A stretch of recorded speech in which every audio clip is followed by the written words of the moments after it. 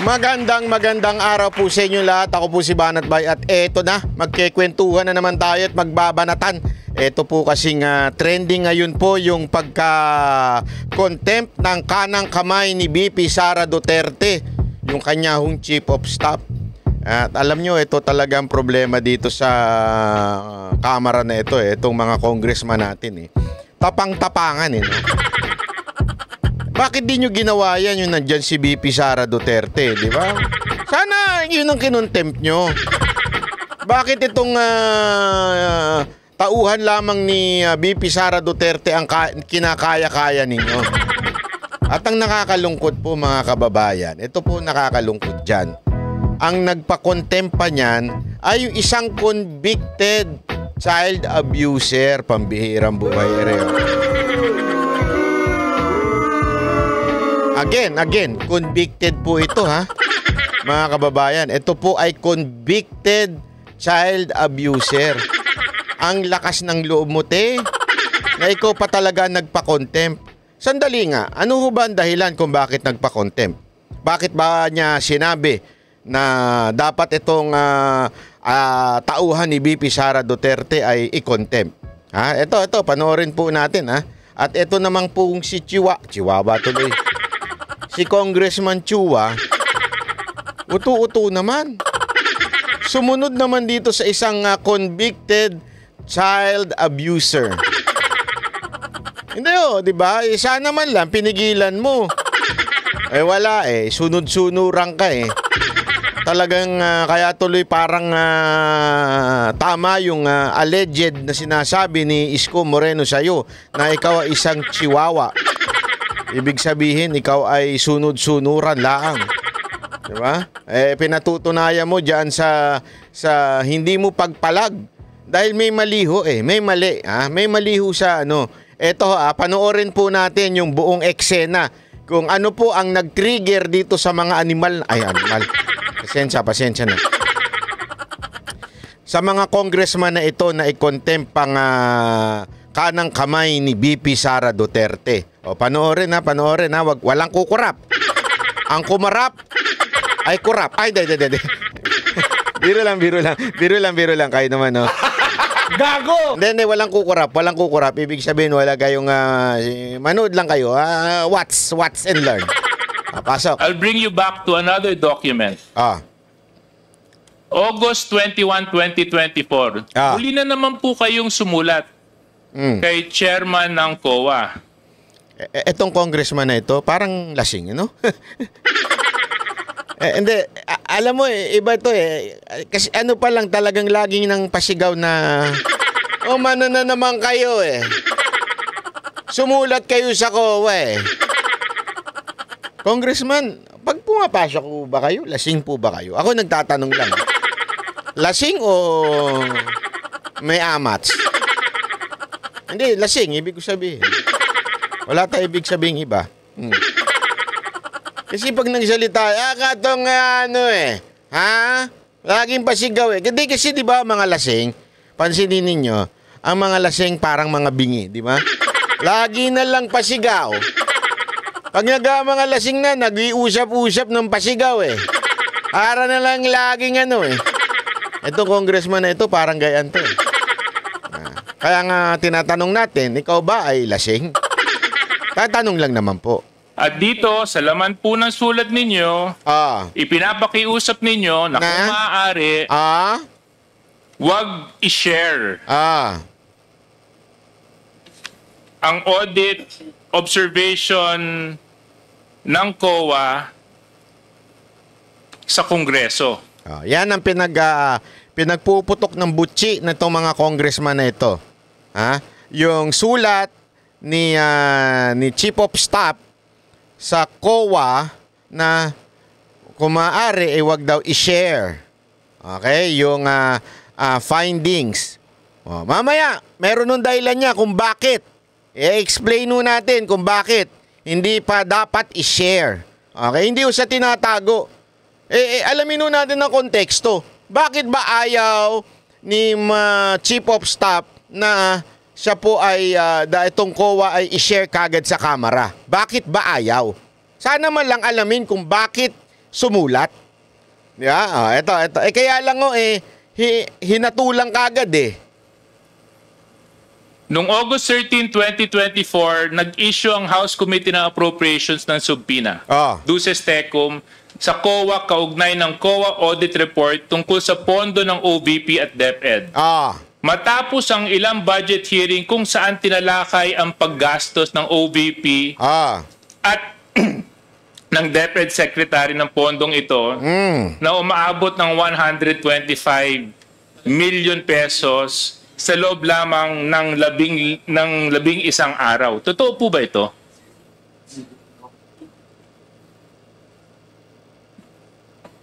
Your Honor, I'm sorry, I did not catch the question. Respectfully, may you please repeat? I'm sorry. Attorney Lopez. Nag-issue po kayo ng sulat sa COA ng August 21, 2024. Tama po ba, mali? Yes, Your Honor. Ano po ang dahilan kung bakit po kayo sumulat sa COA? I understand during that time, Your Honor, there was a subpoena issued to the Commission on Audit for the release of certain documents pertaining to the ongoing audit of some transactions of the Office of the Vice President. So ang Sandali, di pa tapos eh. Nang mahirap sa inyo mga kongresista eh. Hindi pa tapos, ayaw nyo munang patapusin, nagpapaliwanag eh. Tinanong mo anong dahilan at ikaw ay sumulat. Sumasagot sa'yo, nagpapaliwanag. Hindi pa tapos, sumasabat ka na. Ayan ang problema sa inyo eh. Yung tanong ninyo, hindi para malaman ang katotohanan. Ang tanong ninyo para manghusga at maikonclude nyo na yung inyong mga judgment. Hindi ganyan magtanong. Di pa tapos eh. Sinasabi nga ni Madam Attorney Lopez, sinasabi niya nga, there is an ongoing investigation. Hindi pa tapos eh. May kasunod pa dapat yan. Kaya lang, saksak ka ng saksak dyan eh. Pasok ka ng pasok eh. Lasing ba ho kayo? Kasi parang hindi kayo makausap na maayos eh. Antayin nyo muna, sir. Nagpapaliwanag. Ang dahilan kung bakit po kayo sumulat sa COA ay upang pigilan ang COA mag-release ng kanilang... Hindi, yan yung gusto ninyong palabasin. Hindi ho yan ang dahilan kung bakit sumulat si Madam. Audit report and other related documents tungkol sa utilization ng confidential funds ng OVP at ng DepEd. Una-una, questionable na nga po yun eh. Confidential funds nga eh. Questionable na nga yun eh. Ba't pa tinawag na confidential funds yan? Di ba, ibig sabihin eh, confidential yan. Bakit nyo dinidiscuss yan dyan sa public hearing? Una yun. Pangalawa, bakit si Office of the Vice President lang ang hinahalungkat ninyo ang confidential funds?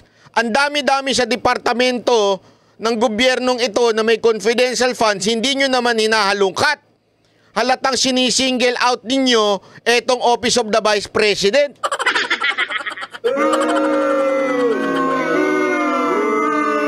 Ginagalit nyo ako eh. In your words, you said here, you are of the position that the subject subpoena should not be complied with. Yan ha, tandaan nyo yan. Mamaya i-discuss natin yan. Should not comply with. At tinatanong kung bakit sumasagot, sumasabat kagad. Ipapaliwanag niya eh kung bakit niya sinulat yan. Is this correct? Paulit-ulit na sinabi na nga correct eh. Sinabi niya nga sinulat niya nga yan eh. Hindi yun ang tamang tanong. Alam nyo mga kababayan, kung gusto niyo malaman ang sagot o katotohanan, dapat you ask the right question. The problem is you are not asking the right question. You are asking it the wrong way. So, ano magiging sagot? Mali. Kasi nga mali yung tanong. Your Honor, in Is this correct? It's a yes or no, Attorney. Hindi ganun yun. Ayan na naman tayo, yes or no lang. Are we in an investigation? Why yes or no lang ang sagot ang gusto ninyo? Ayaw nyo bang sandali ho ba? Sandali. Linawin ho natin. Resource person nyo mga yan. Hindi naman po yan akusado. Wala po kayo sa korte. Kaya nagagalit sa inyo yung mga tunay na abogado eh. Yung mga tunay na abogado nabibuisit sa inyo. Bakit? Ginagawa ninyong korte yan eh. In aid of legislation yan. Hearing yan, inquiry yan. So, ibig sabihin po, you are just inquiring, di ba? At being inquiring is you are either a resource person or a witness. Not as an accused. Tapos tatanungin mo ng yes or no. Kaya nagagalit si Pangulong Duterte sa inyo eh. Dahil sa mga mali ninyong tanong eh. Lopez, is this correct? Were these the words you affixed on your letter?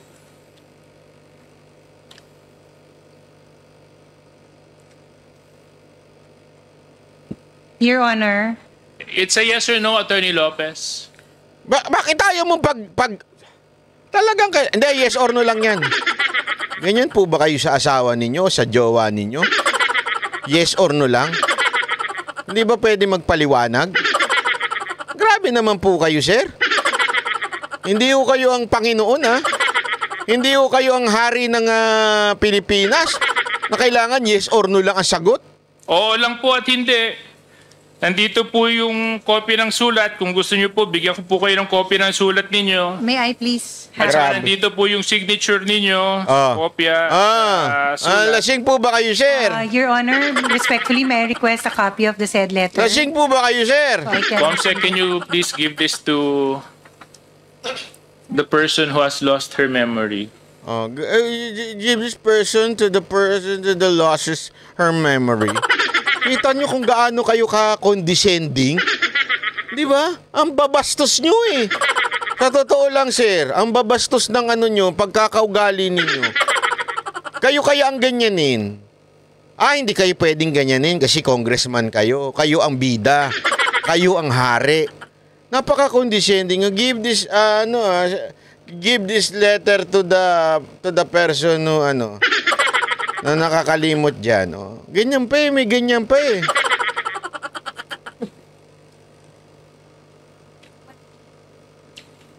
Can you just confirm this letter?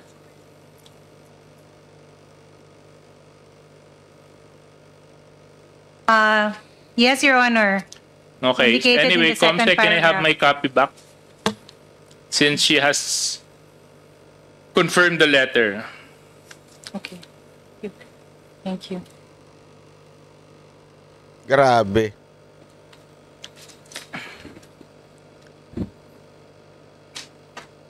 Akin na yan. When you issued this letter, Attorney Lopez, did you act on your own volition? Ayan na. Kailangan nang idikit kay VP Sara Duterte. Kaya tinatanong kung may kasama ba siya nung ginawa niya yung letter. Yes or no?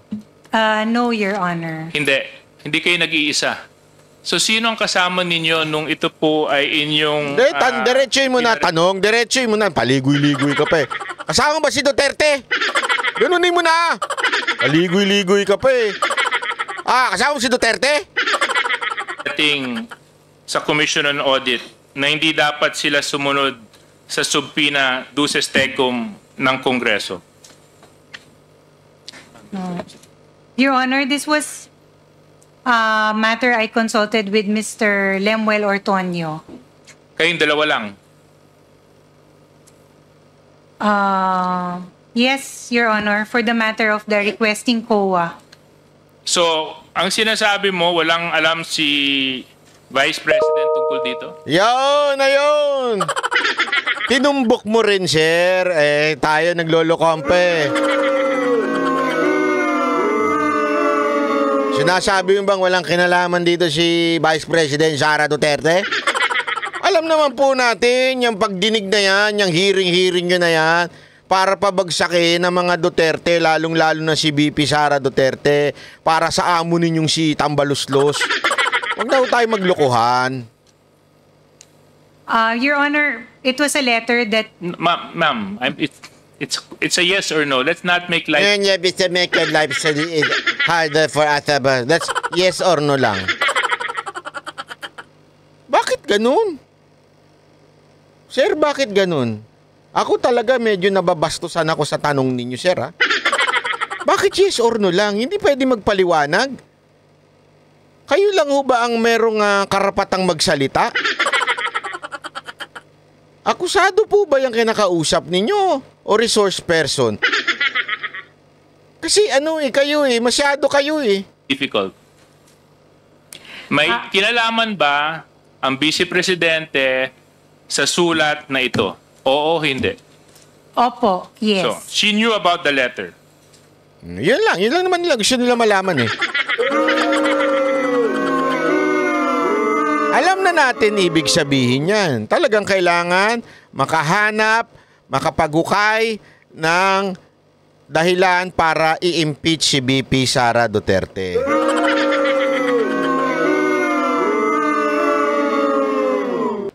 Correct. Yes, Your Honor. Before you signed off to it and sent it to COA, correct? Yes.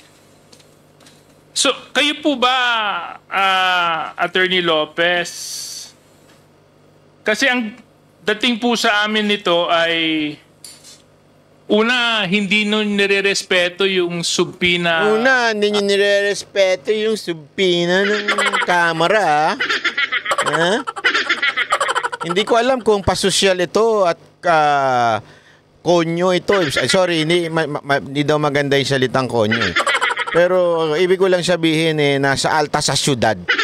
Bakit ganito magsalita ito? Parang Ano po ba, sir? Bakit kayo ganyan magsalita? Parang ang bagal-bagal, sir. Ano po ba ang problema?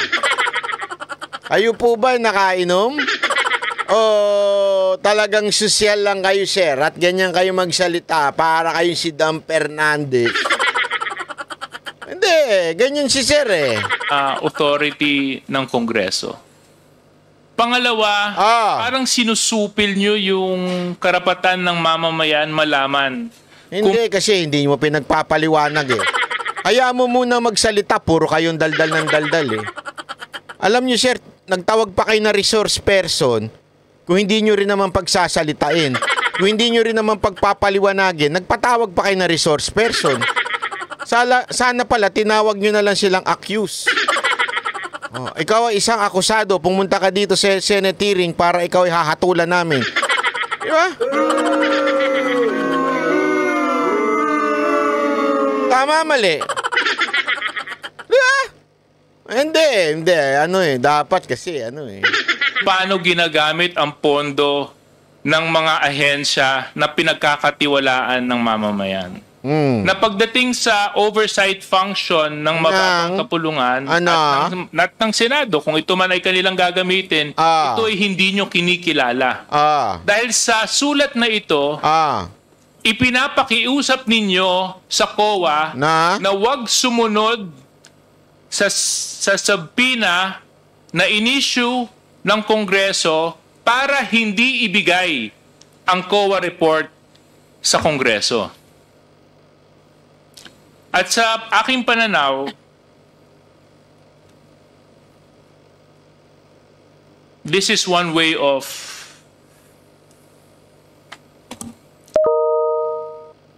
how do you explain it, Congressman Zia? Yun na, patay na. Ano ba script natin? Congressman. Hindi, wala kaming pakialam sa opinion mo. Ang gusto namin yung katotohanan. Ano po ba ang katotohanan, sir? Pwede ho bang pagpaliwanagin natin si Attorney Lopez? Kung gusto natin ng katotohanan lumabas, pagpaliwanagin natin si Attorney Lopez. Hindi yung tuwing magsasalita siya, sasabat ka. Tapos gayon, magbibigay ka ng opinion mo na gusto mo paniwalaan ka ng taong bayan. Yung opinion mo nga, hindi mo nga ma-conclude. Kailangan mo pa ng tulong ng ibang tao. Kaya tuloy, ang dami nagtatanong. Hindi, tinanong, ang dami nagko-comment dyan. Tinatanong lagi pag ikaw nagsasalita, lasing ba yan? Kasi magsalita, pasigaw. Tapos, ang bagal-bagal. This time, nakalimutan mo kung ano yung dapat sabihin. Hindi po ako nagsasabi niyan, ha? Yung mga tanong po yan ng mga subscriber natin. Good in explaining. Of covering the truth. Tinatakpan ng katotohanan. Kasi kung wala naman kayong tinatago, di ba? Kung wala naman kayong tinatago, ba't nyo pa papakiusapan yung isang ahensya? Dali nga, sir, pag-explain ninyo kasi. Daldal ka ng daldal eh. Ayaw mo munang pag-explain. Let her explain! Na hindi i-share ang mga dokumento patungkol sa isang investigasyon na isinasagawa ng isa pang ahensya. Hindi i-share ang mga dokumento patungkol sa isang investigasyon na isinasagawa ng isa pang ahensya. Di ba? Ngayon, Attorney Lopez. Pagsasalitay mo na ba? Hindi pa. Dahil sa sulat na inalabas ninyo, at inamin nyo rin naman na ikaw, si Mr. Ortonio, tama po ba? At ang ating Vice Presidente ang may alam tungkol sa sulat na ito. Hindi po ba kayo naniniwala na karapatan ng taong bayan malaman kung paano nyo po ginastos ang pera na ipinagkatiwala sa inyo? Your Honor, may I answer? Please answer. Mr. Chair. Ay, salamat. Pinagsalita. Daldal ng daldal eh. Di ba? Daldal ng daldal eh. Ito, pagsalitain nyo. Thank you. Respectfully, Your Honor, that letter does not in any way seek to undermine the power of Congress as regards matters regarding to the power of the purse. It is not. It is simply a request to the Commission of Audit, given that there is still an ongoing audit investigation. Yan! That's why we requested that since hindi pa naman po natatapos yung audit, hindi naman po din tama na ibibigay na muna yung ganung document. Ayun ang sinasabi. You know why, Mr. Congressman? You know why? Let me explain it to you. Ha? Makinig ka. Hindi pa kasi tapos. Iniimbestigahan pa. Inaalam pa ng COA what really happened. It is still on process. Therefore, sir, Congressman, King, ano pa gusto mo itawag sa'yo, Honorable? Hindi pa kasi tapos. Para bagang ganire, may investigasyon nagaganap sa kapulisan. Iniimbestigahan pa ng pulis. Ano ginawa mo? Kinuha mo. At humihingi ka ngayon ng subpoena dito sa pulis. Ano na desisyon? Ano na? Eto. Siyempre yung pulis, no choice kung hindi sumunod kasi sila naman na makokontempt. Tapos bigla ka magko-conclude. Di ba? Ano mangyayari doon sa conclusion mo? You will jump into conclusion. Ika nga, ibig sabihin, hindi sa tamang kumpletong impormasyon ang magiging conclusion mo dahil hindi pa tapos.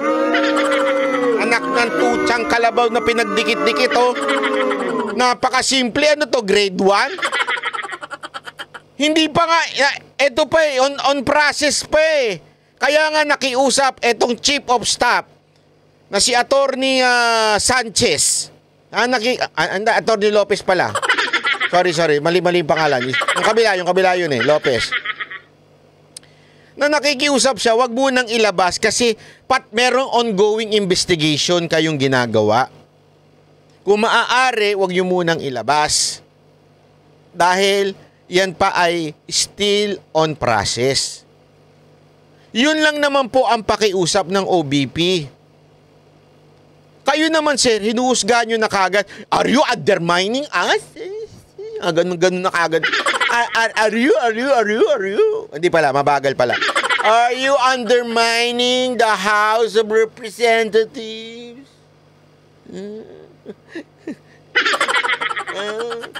Diba? Ganun kayo eh. Wala namang ganung sinasabi ang OBP. Ang sinasabi, pwede po ba patapusin natin ang investigasyon ng COA?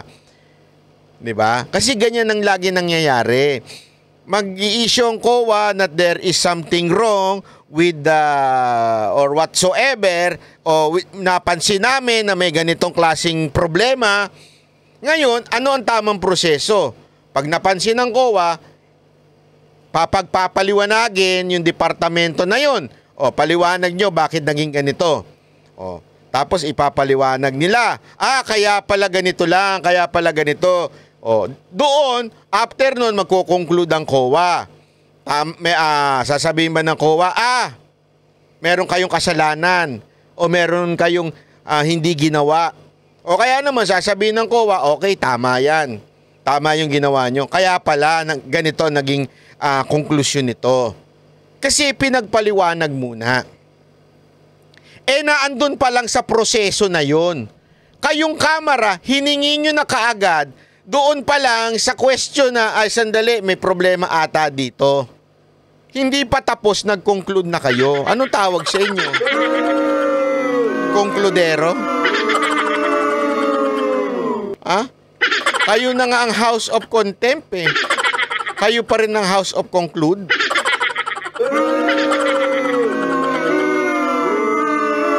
Nasa proseso pa, kinukonclude nyo na.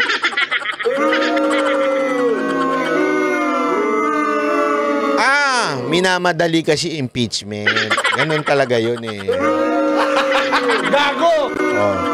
Minamadali nyo kasi yung impeachment. Kailangan ma-impeach kaagad si VP Sara Duterte para safety. Tuloy natin. Tuloy natin ang paliwanag ni Attorney. With due respect also to the audit still being done at the Office of the Vice President. So yun lang po yung position namin. We do not seek to belittle nor undermine the power of Congress, Your Honor. That is the farthest and the least of our intention. But Attorney Lopez, that is not a call for you to make. Right? Your Honor, it was precisely because you are the agency that is being investigated. That's totally uncalled for. You're asking another agency not to cooperate with Congress when an ongoing investigation is happening. That's suppression of the truth. At the very least, dapat hinayaan nyo na lang. Diba? Hindi. Wala naman kayong tinatago. Hindi, mali yun. Sir, mali yun eh. Mali eh. Iniimbestigahan pa eh. Hayaan mo na lang. As wala naman kayong tinatago. Hindi naman kayo investigating. Alam mo, wag kasi kayo magmagaling. Nagmamagaling kayo at sinasabi nyo kayo na lang mag-iimbestiga, hindi na yung COA eh. Parang gano'n na sinasabi ninyo. Hindi naman kayo eksperto dyan eh. Hindi nyo nga yan trabaho eh. Hindi nyo trabaho mang-imbestiga. Ang trabaho ninyo in aid of legislation, gumawa ng batas. Yun ang trabaho ninyo. Pero pinakikialaman ninyo yung trabaho ng COA at gusto nyo pangunahan ang desisyon ng COA. Dinidinig pa yung yung issue na yan eh. Labo nyo eh. Dapat talaga mapalitan na kayo kaya nagagalit si Marcoleta eh.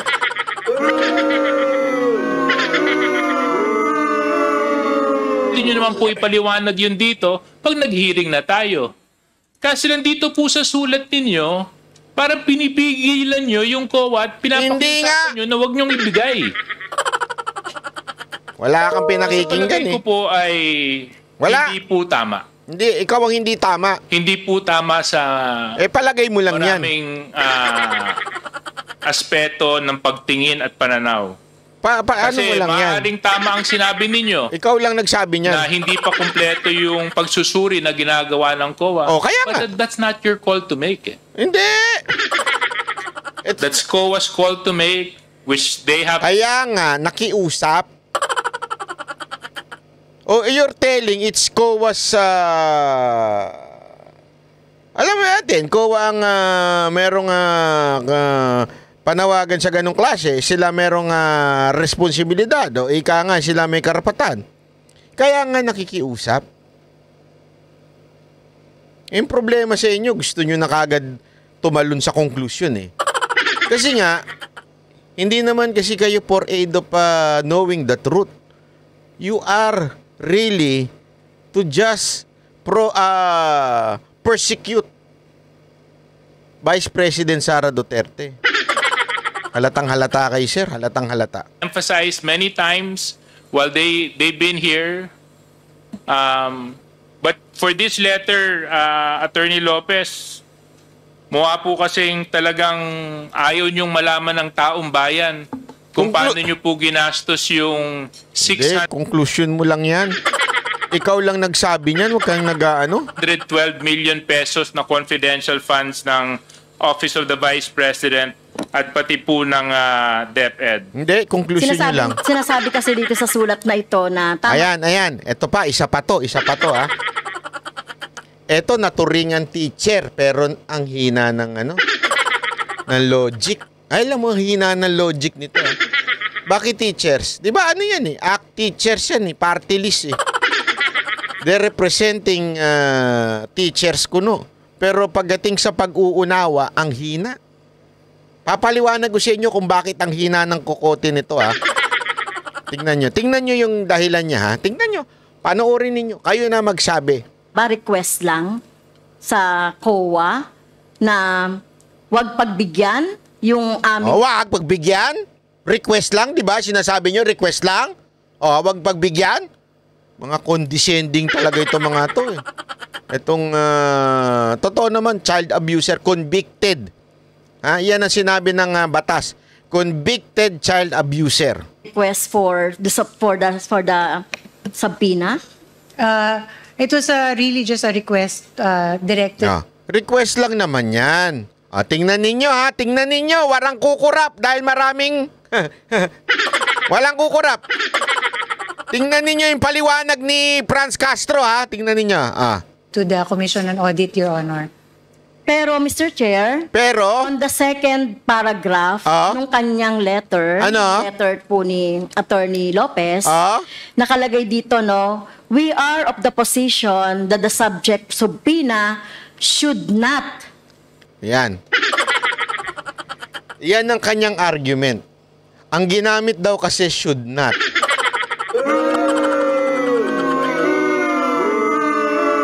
Therefore, should not is not pakiusap.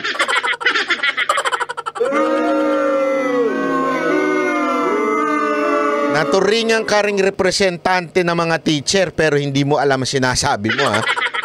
Bakit kanyo? Tuloy. Be complied with for the following reasons. Ayun, na-explain mo na yon.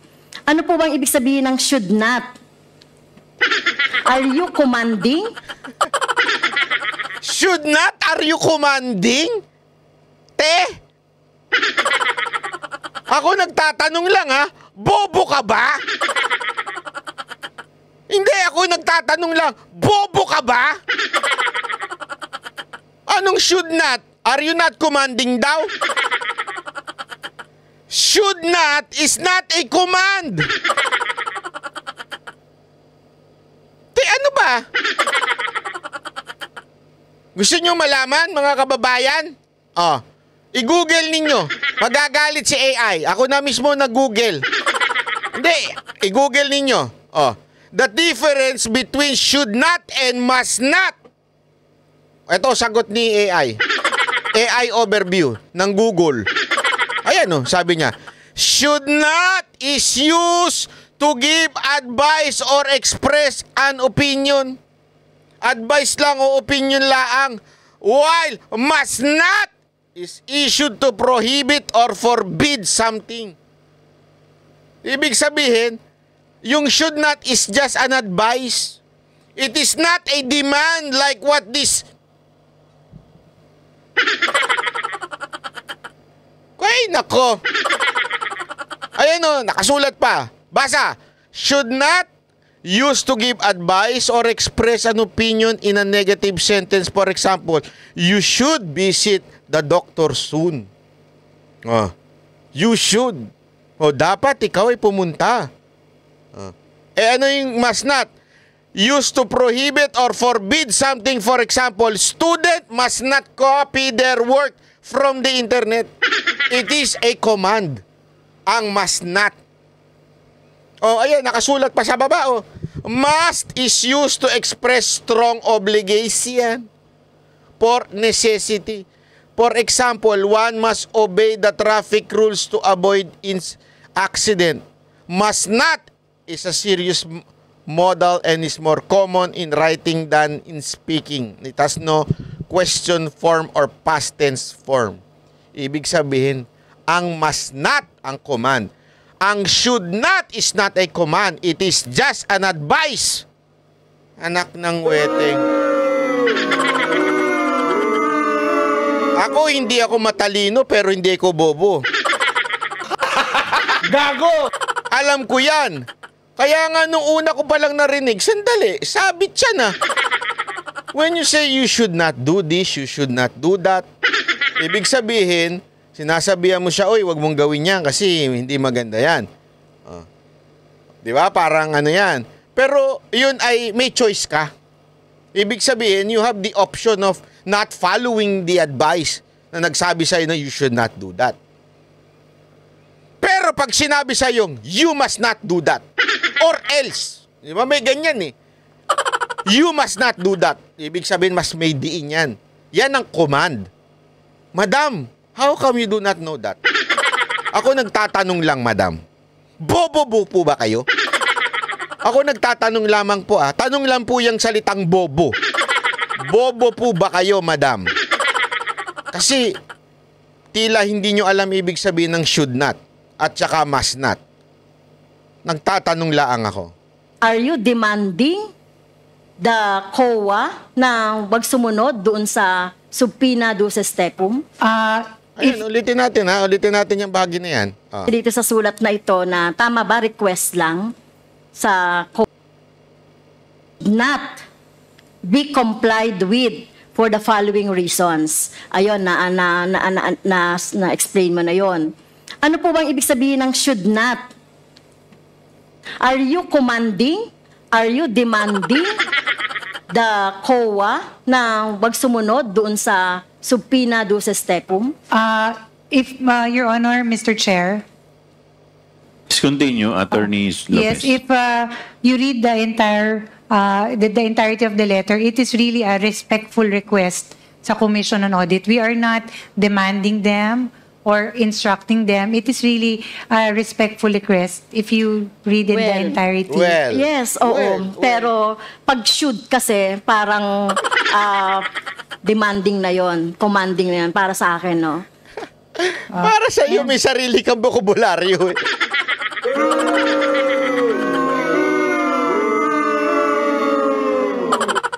Tinuruan talaga.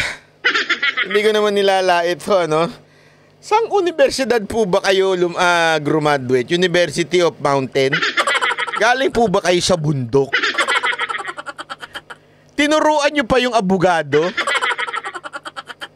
Ito alam mo po ba?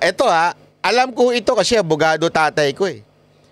Lagi niya sinasabi yan nung tinuturuan kami ng utol ko si Coach Oli. Kapatid ko yun. Mas pogi siya, yummy lang ako. Tinuturuan kami ng tatay ko eh. Na pagdating sa law, napaka-importante ng words. Hindi ka pwedeng magkamali ng grammar, magkamali ng ano. Bakit kanyo? Kasi ang batas, magkamali ka lang ng words, ng intindi o meaning sa isang word, o kaya sa isang sentence, matatalo ka. Mayayari ka ng judge, ika nga. Kasi nga importante yun. Yung simpleng words na yun, o word, o sentence, mali lang ang intindi mo dyan, dahil mahina ka sa grammar o whatsoever, madadali ka. Madam, abogado yung kausap nyo. Tuturuan nyo, hindi. Ang should, ang sa akin, para sa akin, yung should is a demand. Wow! Saka nakakita ng ganun.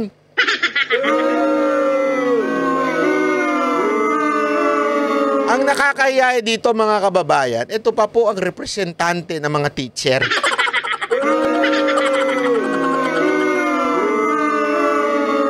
Alam mo, malaki ang galang ko sa teacher. Bakit to? Ang aking ina ho ay isang guro. Siya ho ay guro bago ho siya umakyat unti-unti, naging dean, and eventually naging college din at eventually naging university din.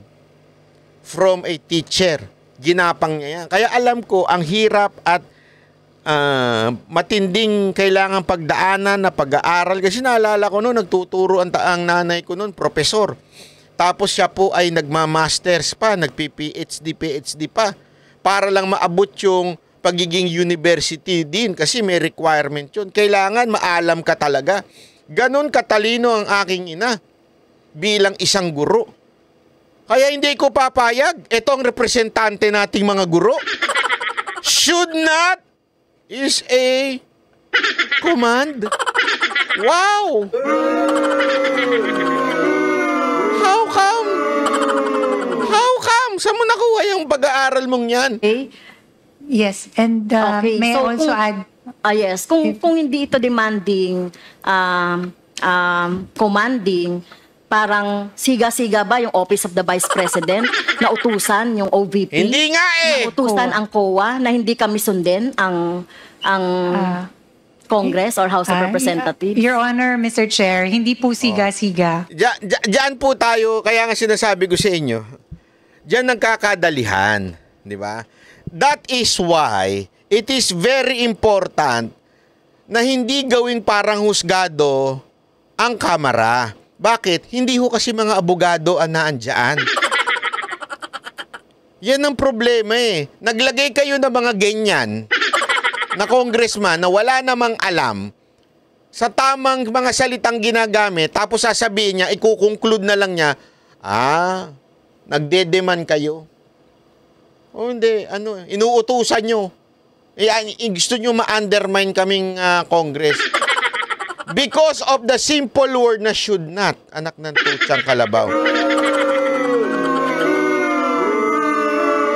Mantakin mo, na-contempt si attorney dahil lang sa maling intindi ng babaeng ito. Etong si Franz Castro. Mantakin mo na-contempt siya dahil itong isang to, mali ang intindi.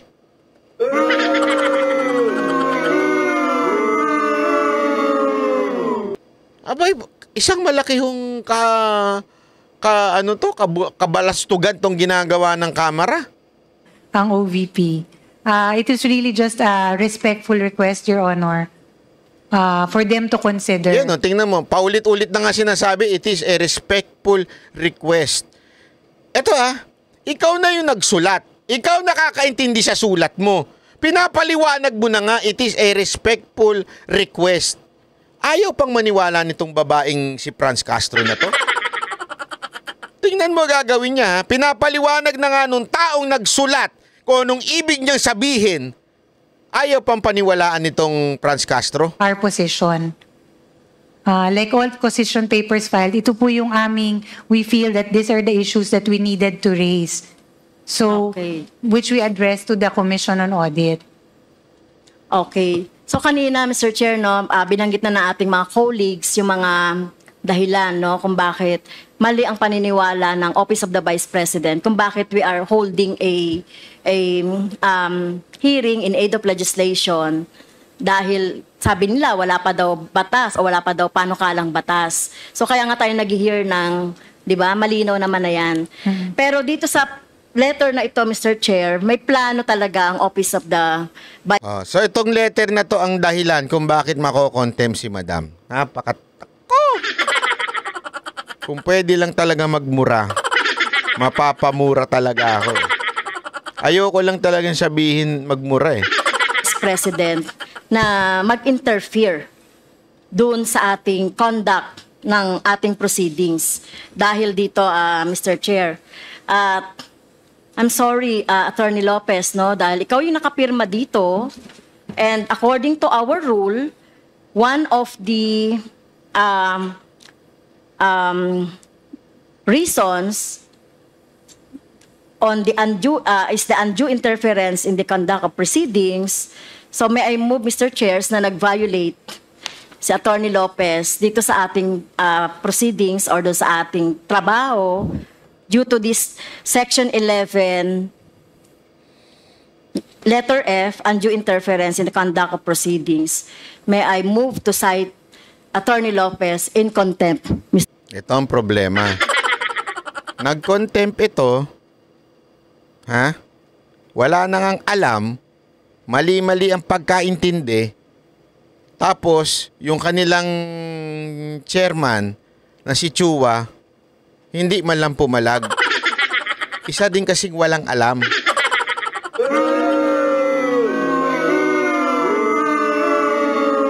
Lahat na lang nang nandyan, puro mga walang alam. Anak na kayo ng wewe, oo. Don't tell me, Chua, sinang-ayunan mo yung should not is a demand. Ano to, Congressman Chua? Ganun ka rin? Ganun din ang intindi mo? Sir Chair, I move. Mr. Chair, before you make the ruling, Any second? if I may be allowed. Any second to the motion? Second. Duly seconded. Is there any objection? Hearing none, the motion is carried. Respectfully. Yun lang, patay. Pinukpok na. Di ba? Ang galang-galang ni Attorney Lopez eh. Tapos eto, wala ding, hindi, sumang-ayon din siya dun should not.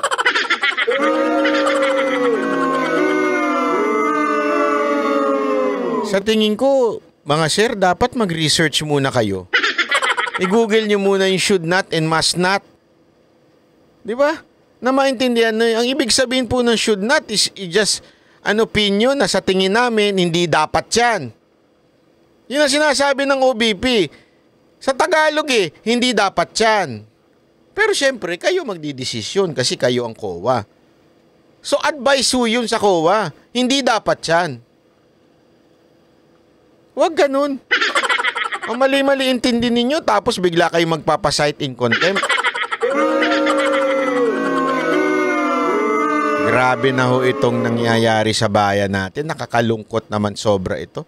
Sobra na nakakalungkot yung mga ganiring pangyayari sa bayan natin. It was not the intention of the Office of the Vice President to... Attorney, you wait for me to acknowledge you. Okay, I'm sorry. For that, Apologize, Your Honor. Move for... Tingnan yung bait-bait ng tao, bigla nyong iko-contempt ng ganyan. Grabe kayo talaga. Dahil lang hindi nyo naintindihan. Kaya tuloy pakiramdam ko nagagalit na si VP Sara Duterte. Feeling ko may gagawin yun. For 1 minute suspension. Yes, Attorney Your Honor, Mr. Lopez. Chair, I would like to seek reconsideration, Your Honor, of that recent resolution to cite me in contempt, Your Honor. For the record, it was just respectful request to the Commission on Audit. There was no intention, Your Honor, to demand from them or to order them or to commandeer them into something that they did not want to do. It was really something that we requested of the Commission on Audit, and at the end of the day, it is still the Commission on Audit who will decide best, Your Honor. And on another matter, this is a personal note for the Congressman Franz. Ma'am, I truly apologize if there was something in that letter that slighted you on a personal note. It was not my intention, Your Honor. Grabe asin ang bait-bait pa nito kung ako ito. Grabe ang bait pa ni Madam. Alam mo yung ikaw na nga yung tama. Ikaw na nga yung tama naman yung sinabi mo na should not, pero the decision is still on COA. Mali na nga yung pagkaintindi ng mga congressman. Tapos eto, ikaw pa ang humihingi ng patawad. Grabe talaga Sabi nga nila, the first will be the last and the last will be the first. deeply apologize, and I wish and I hope you would consider my apology. This is my personal apology, ma'am. And I would like to request to the members of the Honorable Committee to lift that contempt order, or to reconsider and grant my request, Your Honor, not to cite me in contempt. Maraming salamat, Your Honor, Mr. Chair. What is the pleasure of Congresswoman Franz Castro?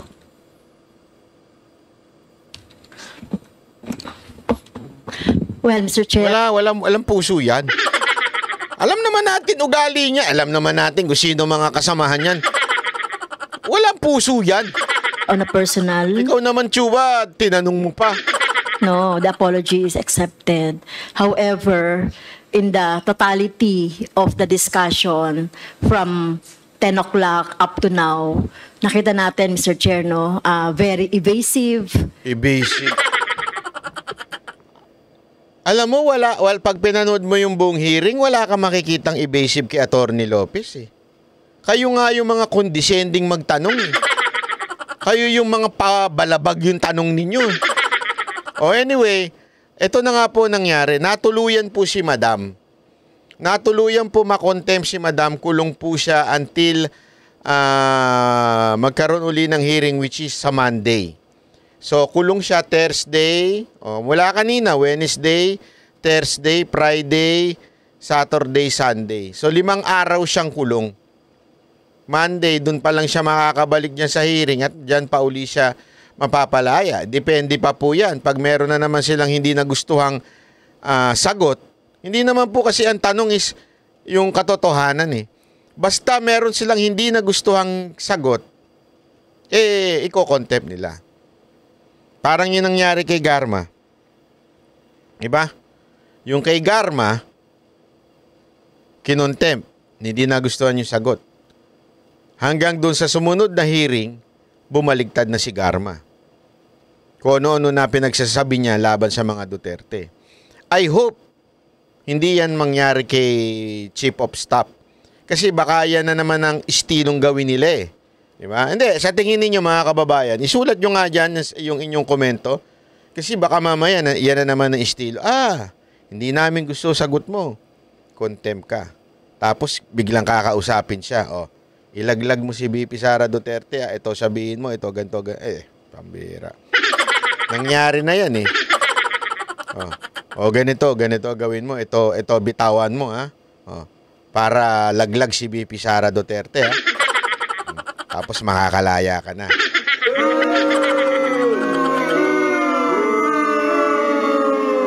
Sigurado ako galit na galit dito si VP Sara Duterte. Hindi doon kay Atty. Lopez. Ako, malaki ang hinala ko. Ngayong araw na ito, merong gagawing hakbang si VP Sara Duterte. Hinala ko lang. Baka nga, bago ko pa na-upload to, may ginawa na siya eh. Kaya sabi ko, galit na galito ito si VP Sara Duterte dahil ginagunyo yung tao niya. Antino, ang ayos. Sabi nga nila, maayos daw ang trabaho nito nung nasa Davao pa lang ito, nung mayor pa lang daw si VP Sara Duterte. Nagtatrabaho na sa kanya to at maraming magandang naayos ito. Natulungan at naayos sa pamumuno bilang mayor ni VP Sara Duterte. Tapos ngayon din, maganda rin ng performance. Napaka-humble. Diba? Napaka-humble po eh. Napaka-humble, hindi mayabang. Diba? Kitang-kita naman po natin sa aura ng Atty. Lopez eh. Hanggang sa kaduluduluhan, humihingi pa ng tawad kahit siya ang tama. Kaya mga kababayan, ako humihingi lamang ako sa inyo ng tulong. Sobra na to. Tama na. Sobra na. Palitan na. Ayusin natin ang pagboto natin sa susunod na eleksyon. Sa 2025. Nakita natin kung gaano ginamit ang kapangyarihan ng Kamara para pabagsakin ng mga kalaban. Ang mga kritiko ng gobyernong ito. Kitang-kita natin kung paano nila inabuse ang power. Kaya wag na po natin iboto yan. Sila Franz Castro, yung ACT teachers na yan, wag na natin iboto yan. Ba't tayo bumuboto ng mga ganyang party list? convicted child abuser? Binoboto natin? Anak ng weting naman. Si Chua. Ano ginagawa niyan? Kesa na pinagsisilbihan yung District 3 ng Maynila. Wasak na Maynila. Nandyan pa rin. Pinupolitika ang ating vice presidente. Di ba? Kasalanan din po natin eh. Huwag naman po natin sanang payagan na humawak uli sila ng kapangyarihan para abusuhin ito. Di ba po? Sana lang ho. Ako'y nakikiusap lamang po ako sa inyo. Sana ho ay bantayan naman po natin. Bantayan naman po natin ang ating boto at siguraduhin nating huwag na ho makabalik yung mga ganyang abusado sa kapangyarihan. Ha? Ako po'y nakikiusap lang. Umaari lang naman. Hindi po ako lasing. Hindi, kasi ganyan din siya magsalita. Anyway, maraming salamat po. Ako po si Banat Bay. Sana po nagustuhan ninyo ang ating pagbanat ngayong araw na to. Thank you po. Bye-bye. Yan ang Banateros, boses ng ordinaryo Pilipino. Banateros ay walang makakaaway.